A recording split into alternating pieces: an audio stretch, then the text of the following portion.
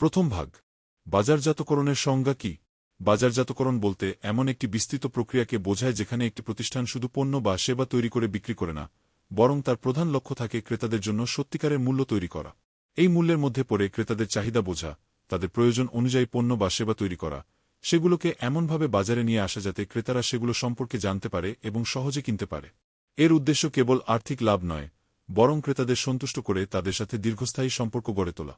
এই প্রক্রিয়ার মাধ্যমে কোম্পানি একদিকে যেমন তাদের নিজেদের মুনাফা অর্জন করে, তেমনি অন্যদিকে সমাজের কল্যাণ সাধন এবং দেশের অর্থনীতিতেও গুরুত্বপূর্ণ ভূমিকা রাখে।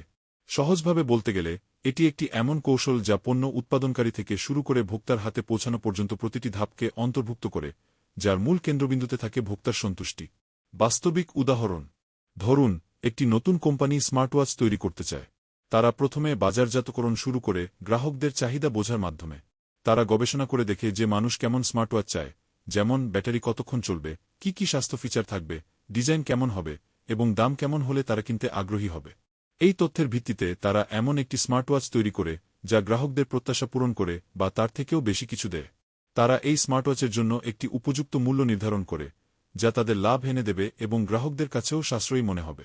এরপর তারা এই স্মার্টওয়াচ সম্পর্কে মানুষকে জানানোর জন্য বিভিন্ন প্রচার কার্যক্রম চালায়, যেমন অনলাইনে বিজ্ঞাপন দেয়, টেক রিভিউয়ারদের কাছে পাঠিয়ে রিভিউ প্রকাশ করায়, বা বট ইলেকট্রনিক্স দোকানে তাদের পণ্য প্রদর্শন করে।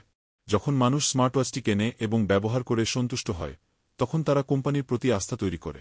এই সন্তুষ্টি এবং আস্থার কারণে ক্রেতারা শুধু বারবার এই ব্র্যান্ডের পণ্য কেনে না, বরং অন্যদের কাছেও এর সুপারিশ করে।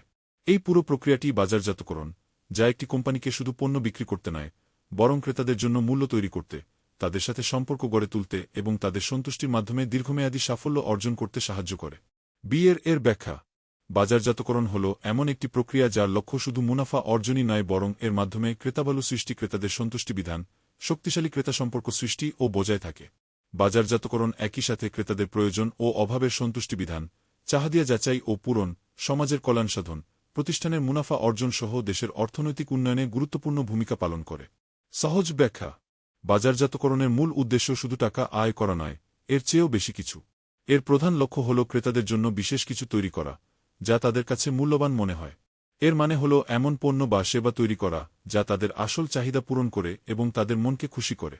যখন ক্রেতারা একটি পণ্য বা সেবা ব্যবহার করে সন্তুষ্ট হয়, তখন তাদের সাথে একটি ভালো সম্পর্ক তৈরি হয়, যা দীর্ঘ সময় ধরে টিকে থাকে।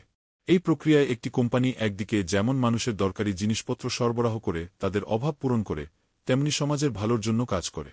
পাশাপাশি এর মাধ্যমে কোম্পানি নিজেরাও লাভ করে এবং দেশের অর্থনীতির উন্নতিতেও সাহায্য করে।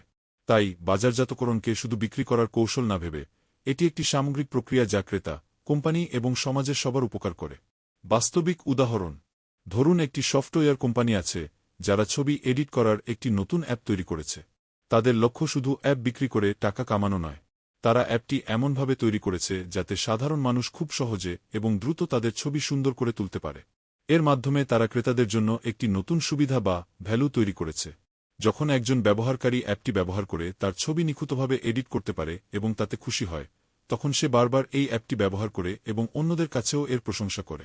এতে কোম্পানিটির সাথে ব্যবহারকারীর একটি শক্তিশালী সম্পর্ক তৈরি হয়।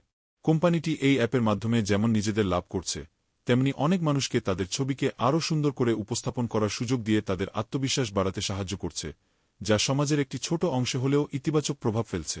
এভাবেই বাজারজাতকরণ শুধু মুনাফা নয়, বরং ক্রেতার সন্তুষ্টি এবং সমাজের কল্যাণেও ভূমিকা রাখে।